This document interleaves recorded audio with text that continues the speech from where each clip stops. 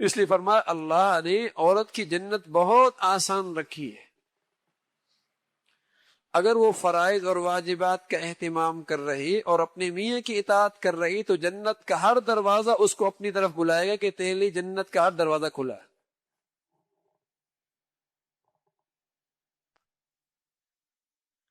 تو عورت کی سب سے بڑی سعادت یہی ہے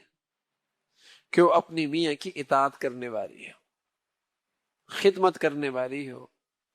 اور اس کی خوشی کو اپنی خوشی سمجھنے والی ہو۔ اگر عورت یہ سمجھ لے کہ میرا میاں خوش ہو جائے تو ظاہر ہے پھر اس کی ماں کی بھی خدمت کرے گی،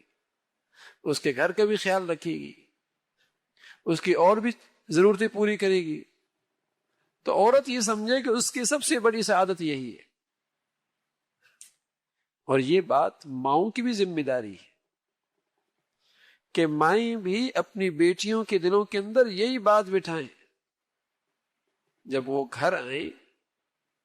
تو انہیں یہی سمجھائے، باپ بھی یہ سمجھائے کہ بیٹی تیری سب سے بڑی سعادت یہ کہ تو اپنی میاں کی اطاعت شیار رہے، اس کی خدمت کرنے والی ہو۔ ہاں وہ گناہ کی بات کرے تو گناہ میں اس کی اطاعت نہیں ہے، اس لیے کہ مخلوق کی کوئی ایسی اطاعت جس میں خالق ناراض ہوتا ہو اس کی گنجائش نہیں ہے، لیکن باقی دیگر تمام کاموں میں اپنی میاں کی اطاعت کریں، یہاں تک کہ اگر اس نے باہر نکلنا بھی ہے تو میاں کی اجازت سے نکلے،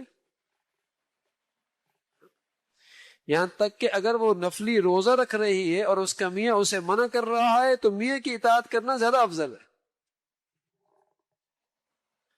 اگر وہ نفلی عبادت میں مصروف ہے اور میاں اس کو اپنی خدمت کے لیے بلا رہا ہے تو اس کی خدمت کرنا زیادہ افضل ہے۔ یہ عورت کی بھی ذمہ داری ہے۔ تو زندگی گاڑی ان دونوں پہیوں کے ساتھ چلتی ہے، دونوں پہیوں کے ساتھ، تب زندگی گاڑی چلے گی اور تب اللہ رب العزت ازواجی زندگی کو کامیاب کریں گے۔ وہ ہر وقت اس انتظار میں رہے کس طریقے سے میں اپنے میاں کے دل جیتوں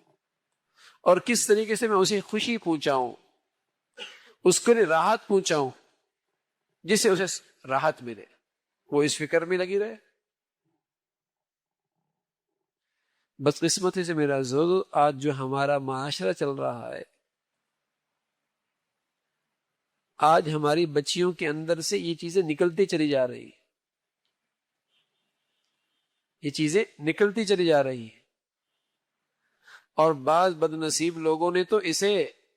تنگ نظری جسے کہیں کہ تاریخ خیال کہنا شروع کر دیا کہ عورت کو بند کر دیا، قید کر دیا۔ ان کی عجیب سوچ ہے، اگر یہی عورت باہر جا کر نوکری کرے،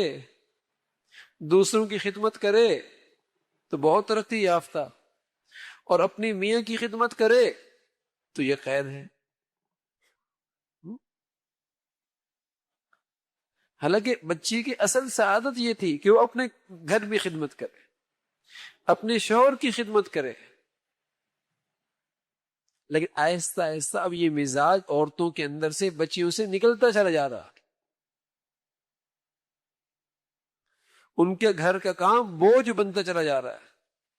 حالانکہ حضور علیہ الصلوۃ والسلام نے فرمایا کہ اگر بچی گھر کے اندر کام کاج کرتی ہے تو اللہ اس کے اس کام کاج پر بھی عبادت کا اجر دیتے ہیں۔